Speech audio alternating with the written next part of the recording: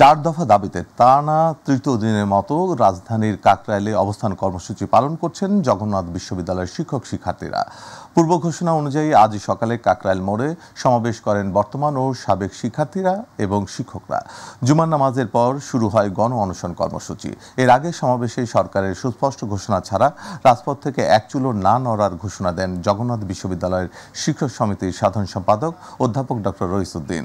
70% শিক্ষার্থীর আবাসন বৃত্তি, পূর্ণাঙ্গ বাজেট, দ্বিতীয় ক্যাম্পাস বাস্তবায়ন এবং শিক্ষার্থীদের উপর পুলিশি হামলার তদন্ত ও বিচার দেওয়ার দাবিতে আন্দোলন করছেন জবির শিক্ষক শিক্ষার্থীরা।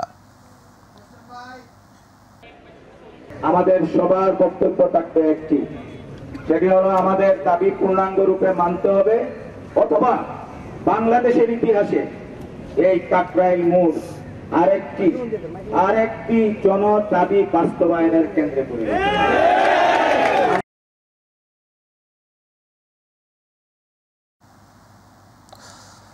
রাজধানীতে প্রধান বিচারপতির সরকারি বাসভবন, বিচারপতি ভবন, জাজেস কমপ্লেক্স, বাংলাদেশ সুপ্রিম কোর্টের প্রধান গেট সহ বিভিন্ন স্থানে সকল প্রকার সভা সমাবেশ, মিছিল, শোভাযাত্রা ও বিক্ষোভ প্রদর্শন নিষিদ্ধ করেছে ডিএমপি।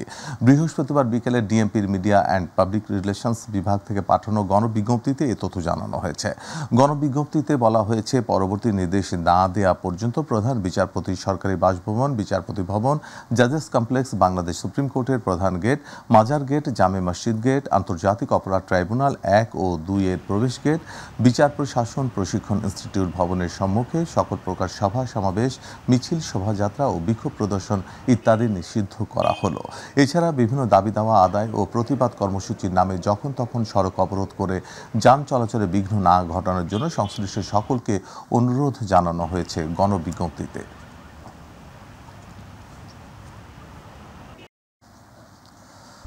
দর্শক, এই মুহূর্তে কাকরাইল এলাকায় রয়েছেন আমাদের সহকর্মী আবু সাইদ অপু। সরাসরি যুক্ত হচ্ছি তার সাথে। অপু, জগন্নাথ বিশ্ববিদ্যালয়ের শিক্ষার্থীদের আন্দোলনের সর্বশেষ পরিস্থিতি কি দেখছেন আমাদের জানান।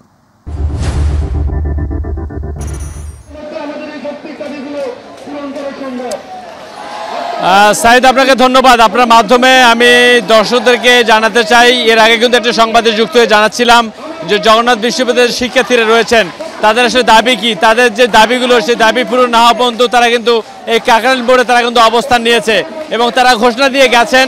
এবং জগন্নাথ বিশ্ববিদ্যালয়ের যে শিক্ষক সমিতি রয়েছে তার যে সাধারণ সম্পাদক তিনি কিন্তু আসলে স্পষ্ট করে গণমাধ্যম কমিটির উদ্দেশ্যে বলে গেছেন, যতক্ষণ পর্যন্ত দাবি আদায় না হবে ততক্ষণ পর্যন্ত তারা তাদের আন্দোলন চালিয়ে যাবে, এমনটি তিনি জানিয়েছেন। এবং জগন্নাথ বিশ্ববিদ্যালয়ের সাধারণ সম্পাদক রইসউদ্দিন এটাও জানিয়েছেন যে যেহেতু যমুনার একদম কাছাকাছি প্রধান উপদেষ্টা উনি শুনতে পাচ্ছেন, শিক্ষার্থীদের ডাক শুনতে পাচ্ছেন, শিক্ষার্থীদের কথা শুনতে পাচ্ছেন, তাদের এই ডাকে সাড়া দিয়ে প্রধান উপদেষ্টা যেন তাদের যে দাবি সেটি যেন তারা আসলে মেনে নেয়, সেটি তারা আসলে দাবি করে গেছেন। এবং তারা বলেছেন যে জগন্নাথ বিশ্ববিদ্যালয়ের যে আবাস ব্যবস্থা সেটা নিশ্চিত না হওয়া পর্যন্ত জগন্নাথ বিশ্ববিদ্যালয়ের 70% শিক্ষার্থীর জন্য যে আবাসন বৃত্তি সেটি 2025-26 অর্থবর্ষ থেকে কার্যকর করতে হবে।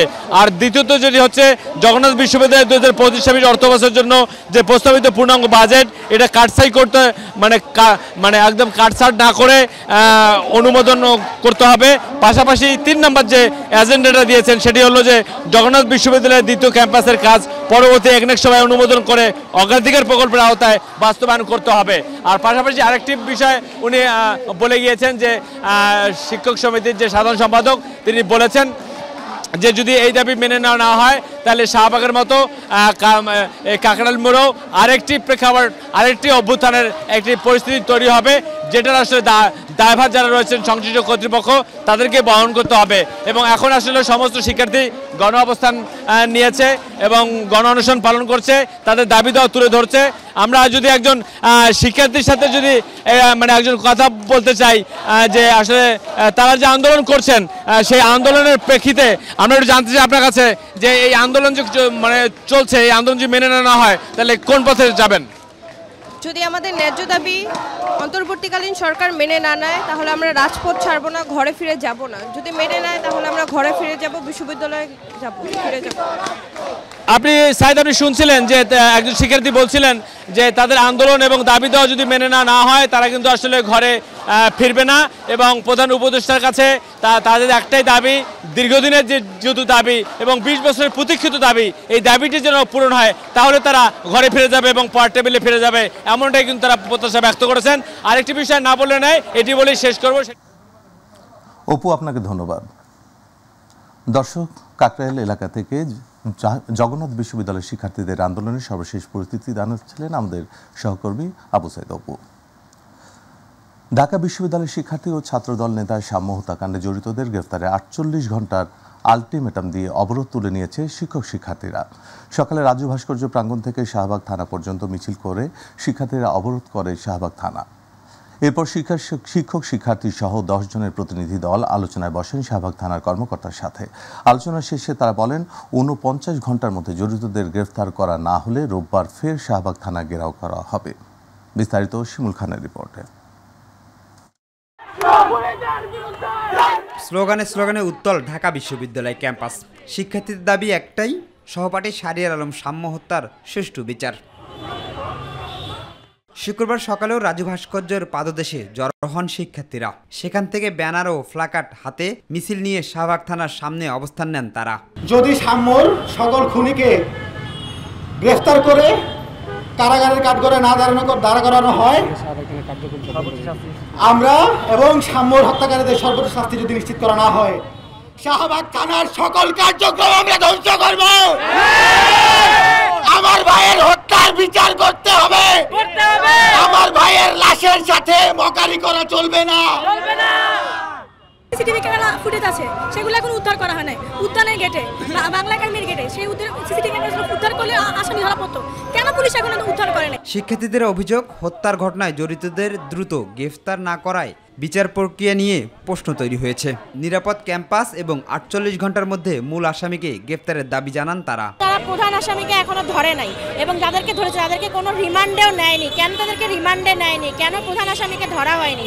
এজন্য আমরা আজকে থানার সামনে এসেছি, থানা ঘেরাও করব এবং তাদেরকে 48 ঘন্টার আলটিমেটাম দেওয়া হবে। ক্যাম্পাসের পাশে যে সৌরাদ উদ্যানের ভিতরে মাদক সিন্ডিকেট থেকে শুরু করে বিভিন্ন যে হকার দোকানগুলো থাকে, সেই দোকান থেকে চাঁদাবাজি থেকে শুরু করে নানা কার্যক্রম, সেটা বিগত সময়ে নানাভাবে যুক্ত ছিল এবং সেটা নিয়ে যে নানা রোশানল আর এই যে হত্যাকাণ্ডের পিছনে যে আসলে মূল কি কারণ, সেই কারণটা কিন্তু এখন পর্যন্ত প্রশাসন আমরা এখন কিন্তু কোনো সুষ্ঠু তদন্ত হাজির করতে পারে নাই, অনেক সময় অতিবাহিত হয়েছে।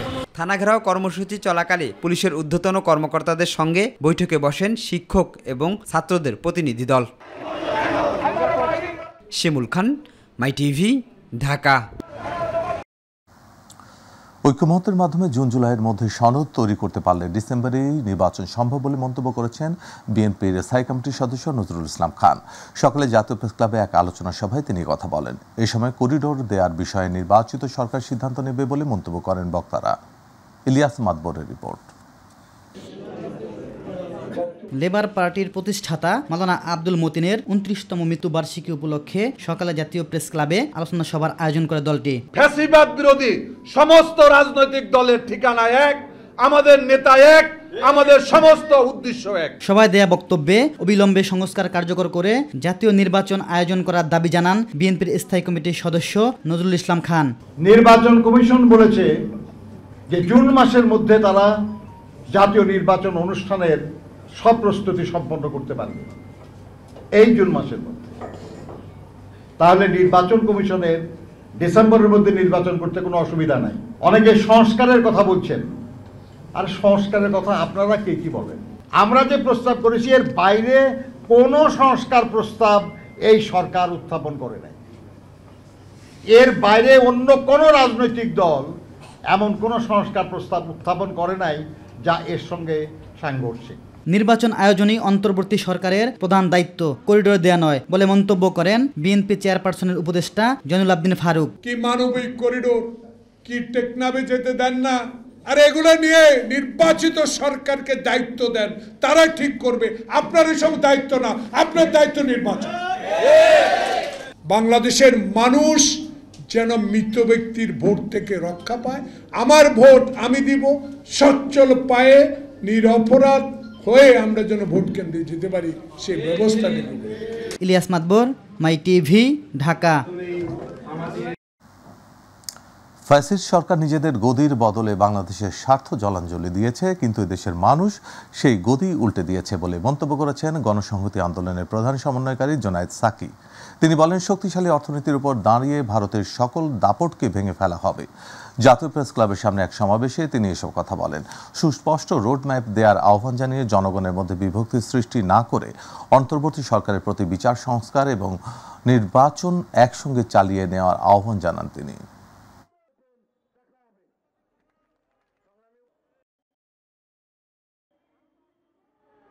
শেখ হাসিনার সরকার তারা নিজেদের গদির বদলে বাংলাদেশের সকল স্বার্থ জলাঞ্জলি দিয়েছে। সেই গদি এইবার মানুষ উল্টে দিয়েছে। ভারতকে আমরা পরিষ্কার করে বলেছি আগেও, এই দেশের জনগণের সাথে বন্ধুত্ব করেন, আর বন্ধুত্ব যদি চান, সত্যিকার অর্থে করতে চান, তাহলে সমতার মর্যাদার ভিত্তিতে করেন। কারো অধিকার হরণ করে বন্ধুত্ব হয় না, সেইটাকে দাসত্ব বলে। যে আমাদের অধিকার হরণ করছে, আমাদের প্রতি মুহূর্তে ঠকাচ্ছে, তাদেরকে যদি আমরা বন্ধু ভাবি, তাহলে আসলে আমাদের শারীরিক ভাবেই আমরা কেবল দাস নই, মানসিক ভাবে আমরা দাস। রোজার পরে বাজারে নিত্যপণ্যের দাম হঠাৎ বেড়ে গেলেও এখন তা কমতে শুরু করেছে। এই সপ্তাহে মুরগির মাংসের দাম কেজি প্রতি 7 থেকে 10 টাকা কমতে শুরু করেছে চাল, ডাল সহ শাকসবজির দামও। এদিকে কোরবানিকে ঘিরে মশলার বাজারে তদারকি সংস্থাগুলোর বাড়তি নজরদারির দাবি করেছেন ভোক্তারা। বিস্তারিত মিস্তাক আলিবের রিপোর্টে। গেল ঈদের পর থেকে পেঁয়াজ, তেল, চালের পাশাপাশি শাকসবজি সহ নিত্য প্রয়োজনীয় পণ্যের দাম বাড়ায় অস্বস্তি বেড়ে গিয়েছিল নিম্ন এবং নিম্ন মধ্যবিত্ত স্বল্প আয়ের মানুষের মাঝে। বাজারে আসা নতুন সবজির দাম কিছুটা বেশি হলেও কমতে শুরু করেছে মুরগি, চাল ও সবজির বাজার। সোনালী মুরগি আগে কিনতাম আমরা 270-80, এখন 250 টাকা করে কেজি, এটা কমছে। মিনিকেট আমরা 2 টাকা 4 টাকা করে কমছে, আর 28 কমছে 2 টাকা করে, আর নারিশেল কমছে 4 টাকা 5 টাকা। সবজির দাম মোটামুটি নাগালের ভিতরে আছে। যদি এইরকম থাকে, সাধারণ জনগণ স্বাচ্ছন্দ্যভাবে কিনতে পারবে। সবজি সহ নিত্য প্রয়োজনীয় পণ্যের যোগান বাড়লে দাম কমবে বলে মনে করেন বিক্রেতারা। ঈদের মৌসুম যেটা আমরা চিনি, তো এই সিজনটা আসলে দেখা যায় কি বাজার যখন যত বেশি থাকুক না কেন, আমরা একটা আশা রাখতে পারি যে কি এই সিজনটা আসলে বাজারটা একটু স্থিতিশীল অবস্থায় আসবে। যদি সরবরাহ থাকে সবসময়, আমনি মালের দাম কমে যায়। এদিকে কুরবানিকে ঘিরে অসাধু ব্যবসায়ীদের রুখতে মশলার বাজারে বাড়তি মনিটরিংয়ের দাবি করছেন ভোক্তারা। বাজার মনিটরিং বাড়ালে স্বস্তি আরও বেশি ফিরবে বলে মনে করেন নগরবাসী। মিফতাক আলী, মাই টিভি, ঢাকা। বিআরটিএ হতে নির্ধারণ না করায় রাজধানীতে চলাচল করা শীতাতপ নিয়ন্ত্রিত বাসে চলছে ইচ্ছে মতো ভাড়া আদায়। সরকারি কোনো নিয়ন্ত্রণ না থাকায় অতিরিক্ত ভাড়া গুনতে হচ্ছে যাত্রীদের। ভুক্তভোগীদের দাবি দ্রুত ভাড়া নির্ধারণ করে তা নাগরিকদের সাধ্যের মধ্যে আনার। বিআরটিএ বলছে, অতিরিক্ত ভাড়া আদায়ের অভিযোগ পেলে এবং সরকার নির্দেশনা দিলে অন্যান্য গণপরিবহনের মতো এসি বাসেও ভাড়া নির্ধারণ করা সম্ভব। ইউসুফ আলীর বিশেষ রিপোর্ট। ধারণ ক্ষমতার অধিক মানুষের বসবাসের নগরী ঢাকার বিভিন্ন সড়কে অন্যান্য যানবাহনের মতো চলাচল করে শীততাপ নিয়ন্ত্রিত বাস। সরকার কর্তৃক নির্ধারিত না থাকায় এসব এসি বাসে ভাড়া নেওয়া হয় মালিকদের ইচ্ছে মতো। এখান থেকে নাবিস পর্যন্ত যা এটা হলো 35 টাকা ভাড়া, আবার স্টুডেন্টের জন্য কম আছে 25 টাকা। আমাদের এটা হলো ডাবল ইঞ্জিনের গাড়ি এবং তেলের গাড়ি। আপনি যদি গ্যাসের গাড়ি হয়তো একটু কম হইতো বা হয়তো বা কস্টিং খরচ কম হইতো, এখানে তেলের গাড়ি যার কারণে একটু কস্টিং বেশি, যার কারণে আবার হলো এসি বাস, যার কারণে হয়তো এই জন্য একটু ভাড়াটা হয়তো একটু এমন হয়। গুলশানের ভিতরে এসি বাসে এই 20 টাকা 25 টাকা এটা নির্ধারিত কোনো সরকারের কোনো ইয়া নাই। এটা মালিকদের বা মালিক পক্ষ এটা খরচের সাথে বা ইয়ার সাথে মিলে ওইটা নির্ধারণ করা হয়। তীব্র গরমে এসি বাসে চলাচল অনেকটা আরামদায়ক হলেও তুলনামূলক বেশি ভাড়া দিতে হয়। আমি যাব হচ্ছে তেজগাঁ বটতলা, আমার ভাড়া 35 টাকা। আপাতত ভালোই লাগে, কিন্তু হচ্ছে ভাড়াটা একটু বেশি। আমি যাব হচ্ছে গুলশান 1, আর আমার ভাড়া হচ্ছে 25 টাকা। যে এখন তো গরম পড়তেছে, যে এইখান থেকে নাকালপাড়া 35 টাকা, গরমের কারণে বেশি মনে হচ্ছে না। যখন নর্মালি হয় বা আবহাওয়া নর্মাল থাকে তখন 35 টাকা বেশি এখানে, ডিস্টেন্স অনুযায়ী। শীততাপ নিয়ন্ত্রিত বাসে উচ্চ মধ্যবিত্তরা চলাচল করায় সড়কে ব্যক্তিগত যানবাহনের চাপ কিছুটা কমলেও ভাড়া গুনতে হয় অধিক হারে। এখান থেকে রাস্তা 1 কিলো রাস্তার মতো 1 কিলো হবে না হয়তো এরকম।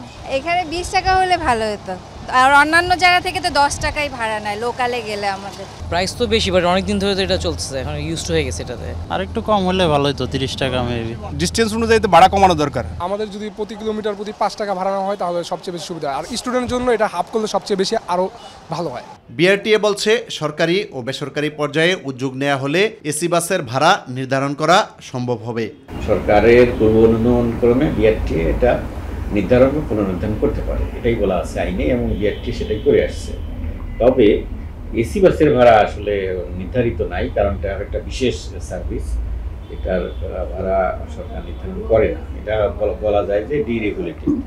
তবে যদি অতিরিক্ত ভাড়া আদায় যদি এমন অভিযোগ আসে, সরকার সেক্ষেত্রে যদি মনে করে আমাদেরকে নির্দেশনা দেয়, সেক্ষেত্রে আমরা একটা প্রস্তাবনা আমরা পেশ করতে পারি, যার ফলে এটা নির্ধারণ সর্বোচ্চ ভাড়া কত হবে সেটা হয়তো আমরা নির্ধারণ করে দিতে পারি। ইউসুফ আলী, মাই টিভি, ঢাকা।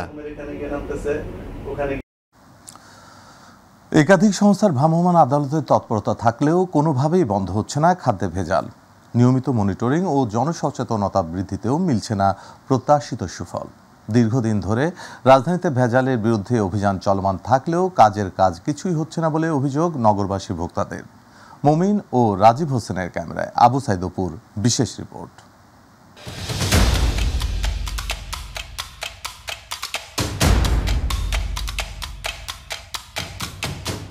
অতীতে চিনি বা মিষ্টি জাতীয় পণ্য রাখলে পিঁপড়ার আবির্ভাব ঘটেনি এমন বিশ্বাসযোগ্য কথা কেউ বিশ্বাস নাও করতে পারে। তবে এখন চিনিতে কি এমন ব্যবহার করা হয় যে তার ধারের কাছেও যায় না পিঁপড়া?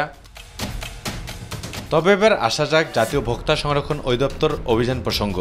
বিভিন্ন হোটেল, রেস্টুরেন্ট এবং নিত্য প্রয়োজনীয় পণ্যের দোকানে অভিযান চালিয়ে জরিমানা সহ অর্থদণ্ড করলেও পরিস্থিতি যেন যেই লাউ সেই কদু। গতি মানে দৌড়ঝাঁপ করে আমি অফিস থেকে বাইরে শুধু দৌড়ঝাঁপ করব না, অলওয়েজ গতি আছে। আমরা গোটা দেশব্যাপী যে প্রচলিত আপনার টিমের বাইরে প্রত্যেক ডিস্ট্রিক্টে একটা করে 64টা টিম 30 দিন ধরে কাজ করছে। এবার দৃষ্টি দেওয়া যাক বিএসটিআইয়ের কর্মযজ্ঞে। যাদের অনুমোদনের উপর নির্ভর করে প্রতিষ্ঠান এবং প্রতিষ্ঠানের গুণগত মান, সেই প্রতিষ্ঠান বিভিন্ন কারখানায় অভিযান চালিয়ে সিলগালা সহ অর্থদণ্ড করলেও ফের আগের নিয়মে ফিরে গেছে ভেজাল উৎপাদনকারী প্রতিষ্ঠানগুলো। মান গুণগত সম্পন্ন মানসম্মত যদি বলতে বলি তাহলে তো আসলে বিএসটিআই তো এগুলো তো কোনো তদারকি করেই না।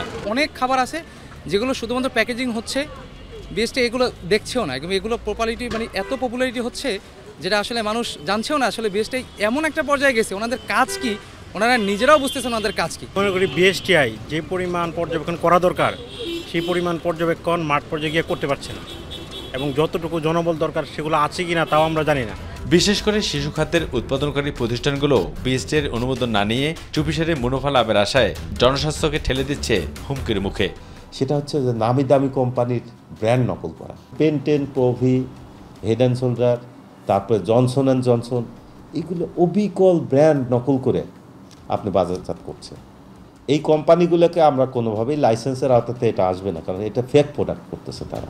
রাজনৈতিক পট পরিবর্তনের পর কিভাবে কাজ করছেন তারা, আর বাস্তবতা কি? কেন তাদের কর্মকাণ্ডে ধীরগতি, আর কেনই বা অনুমোদনবিহীন প্রতিষ্ঠানগুলো দেদারসে মানুষের মুখে তুলে দিচ্ছে বিষাক্ত খাদ্য? আর তাই অকপটে সেই ব্যাখ্যাও দেন বিএসটিআইয়ের এই পরিচালক। মানুষের নৈতিকতার এতটাই অবক্ষয় হয়েছে যে ব্যবসায়ীরা, কিছু ব্যবসায়ী বিশেষ করে এই ধরনের যারা নকল করতেছে, এগুলোর বিরুদ্ধে আমাদের জিরো টলারেন্স। প্রতিষ্ঠান যদি তার উৎপাদন প্রক্রিয়া, তার মেশিনপত্র, ল্যাবরেটরি থাকে, সেক্ষেত্রে আমরা মোটিভেট করে তাকে লাইসেন্স দিব, এটাই স্বাভাবিক। বিএসটিআই এবং ভোক্তা সংরক্ষণ অধিদপ্তর যদি কাঁধে কাঁধ মিলিয়ে কাজ করে, তাহলে কাউকে আর খেতে হবে না বিষাক্ত খাবার। তবে সেজন্য বিএসটিআই তদারকি আরও বাড়ানো প্রয়োজন বলে মনে করেন নাগরিক সমাজ। আবু সাইদ অপু, মাই টিভি, ঢাকা।